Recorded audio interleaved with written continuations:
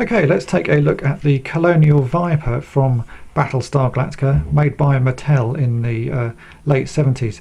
These ships are pretty accurate representations of the Viper that appeared in the show. The only sort of thing that isn't good is the fact that it's made out of white plastic, which doesn't really fit with the grey sort of gunmetal that the ship had in the show. They're nice design toys. They fit a small sort of 1.5 inch little action figure in. You can see this looks a little bit like a Colonial pilot, but it's pretty primitive. It does the job though of sitting in the figure, sitting in the ship. This ship comes in two versions.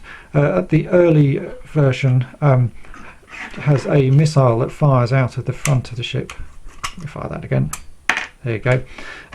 But along with all the other toys in this line, this feature was removed after a child died. So here's a late release ship, and if I fire the missile at the front, you can see it just pops forward. It's a shame that they did remove the firing feature, because I actually do like the fact that you can fire and attack other things with this toy, but you know, needs must, I guess. It's along with the other toys in the line, the Colonial side of them, you can pull apart, and this Viper goes into two pieces, and these pieces are interchangeable with the other Colonial vehicles in the fleet, which means that you can sort of build different spaceships out of the parts available. It's a fairly limited amount of parts, but you can make some sort of fairly interesting combinations using them.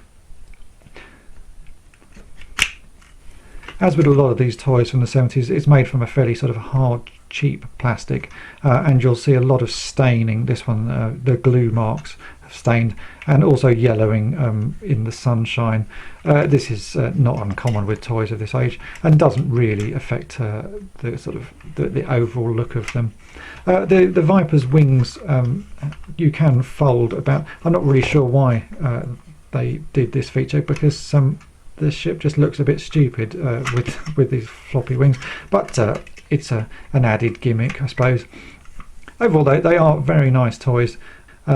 It's always good to have a toy that actually looks like the ship in the show, and I think Mattel did a pretty good job with this one.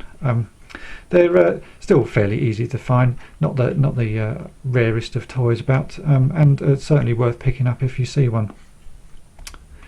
Anyway, that's my review of the Viper. Thanks for watching.